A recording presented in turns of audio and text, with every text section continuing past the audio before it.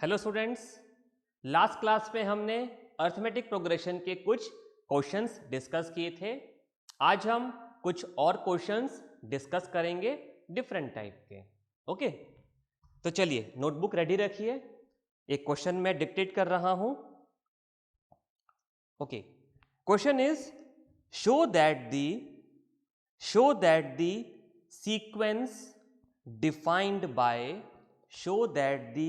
sequence defined by ये term आप लिखिए an equals to 4n plus 5. Show that the sequence defined by an equals to 4n plus 5 is an AP. Also find its common difference. तो question में हमसे क्या बोला गया है? हमसे ये बोला गया है कि एक ऐसी sequence which is defined by an equals to 4n plus 5, ये हमें एक जनरल टर्म का फॉर्मूला एक्सप्रेशन दिया गया है किसी सीक्वेंस का। एक सीक्वेंस है जिसकी हर टर्म को हम इस एक्सप्रेशन से मालूम कर सकते हैं। तो ये सीक्वेंस जो कि इस एक्सप्रेशन से डिफाइन हो रही है, हमें प्रूव करना है कि ये सीक्वेंस एपी होगी। तो कैसे प्रूव करें कि एक गिवन सीक्वेंस एपी है या नहीं? तो लास्ट क्लास में हमने क्वेश्चन देखा था, उसमें हमने सेकंड टर्म में से फर्स्ट टर्म, थर्ड टर्म में से सेकंड टर्म को सब्ट्रैक्ट किया और देखा कि डिफरेंस कॉमन आ रहा है। ओके, तो लास्ट क्लास में हमने ये भी देखा था कि कॉमन डिफरेंस को हम किस तरीके से डिफाइन कर सकते हैं। Common difference can be defined with an plus 1 minus an। Okay, ये क्या लिखा है? दो कॉन्जिक्यूटिव टर्म्स के बीच का difference. nth term and n plus 1 will be the next term to nth term. So this difference is what? This is the difference between any two consecutive terms, right? तो अगर इस sequence के लिए जो कि define हो रही है कैसे, an equals to 4n plus 5, अगर इस सीक्वेंस के लिए कॉमन डिफरेंस कांस्टेंट आ जाता है तब तो ये सीक्वेंस एपी में होगी और एल्स नहीं होगी। तो कैसे प्रूव करें इसको? हम एक काम करते हैं, n की जगह हम यहां पर n प्लस 1 पुट कर देते हैं। ओके, तो an plus 1 will be what? ये an प्लस 1 क्या होगा? इस गिवन सीक्वेंस का n प्लस 1th टर्म, यानी कि nth टर्म के बाद वाला टर्म। तो क्योंकि ये एक्सप्रेशन तो हर टर्म के लिए सेम रहेगा, ओके, आप n का वैल्यू चेंज करते जाइए। जैसे कि इस सीक्वेंस का फर्स्ट टर्म क्या होगा, कैसे मालूम करें? n को 1 पुट कर देते हैं, तो 4 मल्टीप्लाई बाय 1 प्लस 5 यानी कि 9 मिल गया। ओके, सेकेंड टर्म क्या होगा? a2 यानी कि 4 multiply by 2 plus 5, 4 plus 2 8, 8 plus 5 13 मिल गया। तो ऐसे ही अगर मैं n की जगह n प्लस 1 पुट कर दूं तो वो क्या हो जाएगा? इस गिवन सीक्वेंस का n प्लस 1th टर्म। तो it will be 4 into n plus 1 plus 5। Okay, so इसको सॉल्व कर लेते हैं। 4 into n 4n plus 4 into 1 4 plus 5, 4 plus 5 9, तो हमें वैल्यू मिल गया 4n प्लस 9। ये इस गिवन सीक्वेंस का n प्लस 1th टर्म हो गया। और nth टर्म क्या है ये लिखा हुआ है। अब एक काम करते हैं, n प्लस 1th टर्म और nth टर्म का डिफरेंस देख लेते हैं क्या आ रहा है। तो चलिए, सो an plus 1 minus an, an+1 का वैल्यू क्या है 4n+9, 4n+9 minus nth term का वैल्यू क्या है 4n+5, 4n+5। इसको सॉल्व कर लेते हैं। 4n+9 माइनस 4n एंड -5, ये माइनस इंटू प्लस माइनस हो गया। 4n से 4n कैंसिल हो गया, बच गया 9 - 5 एंड 9 - 5 इज 4।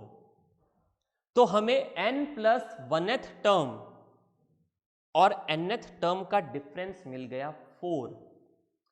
नाउ क्या ये वैल्यू एक कांस्टेंट नंबर है?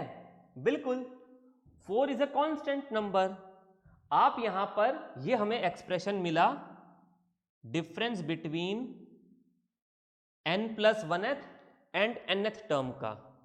अब आप यहां पर n का वैल्यू कुछ भी पुट कीजिए, ये डिफरेंस तो 4 ही रहेगा, क्योंकि देखिए क्या यहां पर कोई n का टर्म आ रहा है? नहीं आ रहा। अगर यहां पर कोई n का टर्म आ रहा होता, सपोज कि ये कोई ऐसा वैल्यू आता an+1 minus an equals to, suppose ये 4n हो जाता। अब अगर हम n का वैल्यू चेंज करते जाते तो ये डिफरेंस भी चेंज हो जाता। अभी हम ये नहीं बोल सकते कि ये कांस्टेंट है, क्योंकि यहां पर n आ रहा है, और जैसे जैसे n का वैल्यू चेंज होगा ये डिफरेंस का वैल्यू भी चेंज होता जाएगा। But 4 is a constant number. This means that the difference between any two consecutive terms is constant. और अगर एक गिवन सीक्वेंस में दो कॉन्जिक्यूटिव टर्म्स के बीच का डिफरेंस कांस्टेंट होता है तो हम उस सीक्वेंस को क्या बोलते हैं? Arithmetic progression. And common difference भी मालूम करना था, तो वो हमने ऑलरेडी कैलकुलेट कर दिया। The common difference is 4। तो hence this the sequence defined by this expression is an AP. तो इस तरीके से आप इसको प्रूव कर सकते हैं, और आप इसको चेक भी कर सकते हैं। जैसे मैंने n का वैल्यू 1 पुट किया तो हमें फर्स्ट टर्म मिला 9, n का वैल्यू 2 पुट किया तो सेकंड टर्म मिला 13।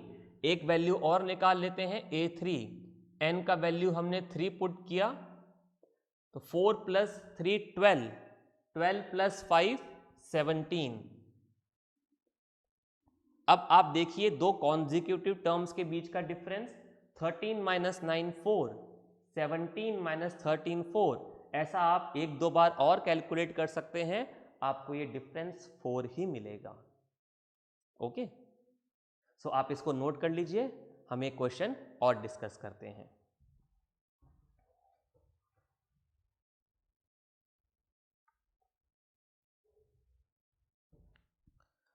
तो मैं इसको रब कर देता हूं।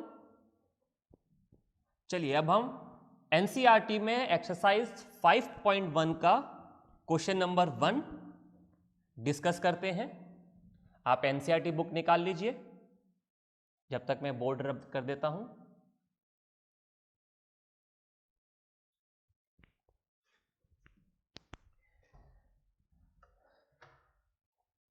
ओके, तो मैं क्वेश्चन रीड कर रहा हूं, आप भी क्वेश्चन रीड कीजिए। Question number 1 is in which of the following situations does the list of numbers involved make an arithmetic progression and why? हमें कुछ situations given है और ये बताना है कि क्या ये arithmetic progression होगा और क्यों होगा। फर्स्ट पार्ट हम डिस्कस करते हैं। The taxi fare after each kilometer, when the fare is ₹15 for the first kilometer and ₹8 for each additional kilometer.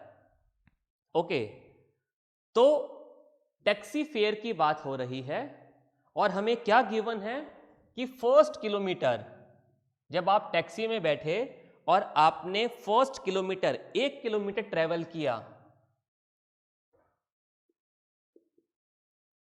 Fair for first kilometre ये कितना है, ₹15। ओके, फर्स्ट किलोमीटर का फेयर तो 15 रुपीज होगा। Okay, और इसके बाद आप जितने भी किलोमीटर ट्रेवल करेंगे हर किलोमीटर के 8 रुपीज लगेंगे। ओके, तो fair for first kilometre ₹15। Okay, और ईच किलोमीटर आफ्टर इट तो ₹8 पर किलोमीटर। तो ये सिचुएशन हमें गिवन है और बताना है कि क्या ये एक अरिथमेटिक प्रोग्रेशन होगा, यानी कि हमें क्या मालूम करना है, यहां पर ये पता करना है कि फर्स्ट किलोमीटर के लिए कितना फेयर है, अगर 2 किलोमीटर ट्रेवल किए तो कितना फेयर लगेगा, अगर 3 किलोमीटर ट्रेवल किए तो कितना फेयर लगेगा, एंड सो ऑन। चलिए, तो फर्स्ट किलोमीटर का फेयर तो 15 रुपीज है। ओके, अब हम मालूम कर लेते हैं fair for 2 kilometre, fair for 2 kilometres. तो 2 किलोमीटर में से फर्स्ट किलोमीटर का फेयर तो 15 होगा। ओके, और आप इसके बाद 1 किलोमीटर और ट्रेवल किए, फर्स्ट किलोमीटर का फेयर 15 और इसके बाद में आपने 1 किलोमीटर और ट्रेवल किया, तो फर्स्ट किलोमीटर के बाद हर किलोमीटर का फेयर कितना है, 8। तो आपने क्योंकि 1 किलोमीटर और ट्रेवल किया तो फेयर हो गया 8 मल्टीप्लाई बाय 1, यानी कि ये हो गया ₹15 + 8 23। ओके, चलिए, फेयर फॉर 3 किलोमीटर,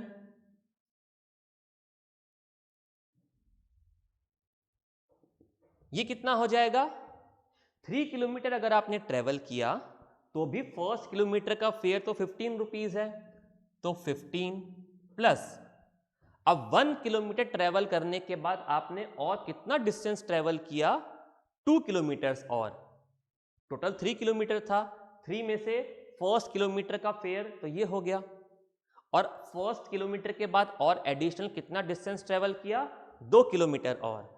अब इसका फेयर कितना होगा, हर किलोमीटर के 8 रुपीज के हिसाब से 2 किलोमीटर का फेयर हो गया 8 × 2, तो 15 + 8 × 2, 8 × 2 16, 16 + 15 ₹31। एक और कैलकुलेट कर लेते हैं, फेयर फॉर 4 किलोमीटर। अब 4 किलोमीटर ट्रेवल किया तो भी फर्स्ट किलोमीटर का फेयर तो 15 रुपीज ही होगा, और इसके बाद हमने 3 किलोमीटर्स का एडिशनल डिस्टेंस और ट्रेवल किया, 4 - 1 3, तो इन 3 किलोमीटर का फेयर कितना होगा, पर किलोमीटर 8 रुपीज के हिसाब से 8 मल्टीप्लाई बाय 3, तो 8 मल्टीप्लाई बाय 3 24, एंड 24 + 15, 24 + 15 39। ओके, तो हमें फेयर्स क्या मिल गए, देखिए, फर्स्ट किलोमीटर के लिए तो 15, सेकंड 2 किलोमीटर ट्रेवल किए तो 23, 3 किलोमीटर ट्रेवल किए तो 31, 4 किलोमीटर ट्रेवल्स किए तो 39, एंड ये इसी तरीके से चलता रहेगा। अब देखते हैं कि क्या ये एक एपी है। देखिए, 23 - 15 8, 31 - 23 8, 39 - 31 8, so difference between any two consecutive terms here is constant। तो ये एक अरिथमेटिक प्रोग्रेशन होगा क्योंकि यहां पर difference between any two consecutive terms is constant, और इसको हम इस तरीके से भी प्रूव कर सकते हैं। देखिए, फर्स्ट किलोमीटर का फेयर 15 था, सेकंड किलोमीटर का फेयर कितना था, 15 + 8 × 1। इस 1 को हम 2 - 1 भी लिख सकते हैं। 3 किलोमीटर का फेयर 15 + 8 × 2, इस 2 को हम 3 - 1 भी लिख सकते हैं, और इसी तरीके से इस 3 को हम 4 - 1 भी लिख सकते हैं। तो देखिए 2 किलोमीटर के लिए फेयर कितना हुआ, 15 + 8 × 2 - 1। 3 किलोमीटर के लिए 15 + 8 × 3 - 1। 4 किलोमीटर के लिए 15 + 8 × 4 - 1। ऐसे ही for any n kilometre of distance, okay, fare for, हम फेयर को f से डिनोट कर देते हैं, फेयर फॉर n किलोमीटर्स। जब 2 था तो यहाँ 2 - 1, 3 है तो 3 - 1, 4 है तो 4 - 1, और 15 तो सब में आ रहा है। तो n किलोमीटर्स के लिए फेयर कितना होगा, 15 + 8 × n - 1, 15 + 8 × n - 1, ओके। तो ये फेयर का एक जनरल फॉर्मूला हमारे पास में आ गया, ओके। फेयर, अब आपको कितने भी किलोमीटर का फेयर निकालना है आप इस फॉर्मूला से निकाल सकते हैं। अब अगर n किलोमीटर का फेयर इतना है तो n + 1 किलोमीटर का कितना होगा, 15 + 8 × n की जगह n + 1 पुट कर देते हैं, तो n + 1 - 1, ये -1 से +1 कैंसिल हो गया, 15 + 8n मिल गया, ओके। अब fn + 1 और fn का डिफरेंस ले लेते हैं, fn + 1 - fn, ओके। तो fn + 1 कितना है, 15 + 8n, ओके। और इसको ऐसे लिख देते हैं हम, 15 + 8n - 8, ओके। 8 को मैंने मल्टीप्लाई कर दिया ब्रैकेट से, तो ये हमें कितना मिल जाएगा, 15 - 8 7, 7 + 8n, ओके। तो माइनस, ये तो fn हो गया, -fn 7 + 8n, सॉल्व कर लेते हैं, 15 + 8n - 7 - 8n, 8n से 8n कैंसिल, 15 - 7 8। तो दो कॉन्जिक्यूटिव टर्म्स के बीच का डिफरेंस हमें कांस्टेंट मिल गया। ऐसा ही क्वेश्चन हमने डिस्कस किया था पहले भी, और अगर ये डिफरेंस कांस्टेंट है यानी कि ये एक अरिथमेटिक प्रोग्रेशन होगा। तो आप ऐसे भी इसको सॉल्व कर सकते हैं और इस तरीके से भी आप इसको सॉल्व कर सकते हैं, ओके। तो आज हमने 2 क्वेश्चंस डिस्कस किए। क्वेश्चन नंबर 1 में 3 और पार्ट्स हैं, आप उनको भी ट्राई कर सकते हैं, okay. We will meet in the next class with more questions. Bye.